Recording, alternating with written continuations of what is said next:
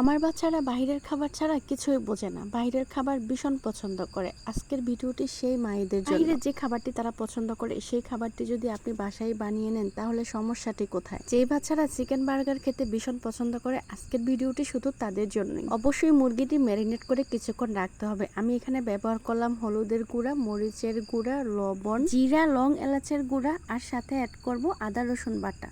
আপনি চাইলে রাঁধুনি মশলা ব্যবহার করতে পারেন, তবে না করাই ভালো, যেহেতু বাসায় বানাবেন ঘরোয়াভাবে। আটা ব্যবহার করলে চিকেন ফ্রাইটা অবশ্যই মচমচা হয়। মশলাগুলো ভালোভাবে চিকেনের গায়ে মাখিয়ে নিব এবং 10 মিনিট ম্যারিনেট করে রেখে দিব। এইভাবে চিকেন বার্গার বানালে বাচ্চারা বুঝতেই পারবে না এটা বাসায় বানানো হয়েছে নাকি রেস্টুরেন্ট থেকে আনা হয়েছে। চিকেনটি আমি এখন ভেজে নিব।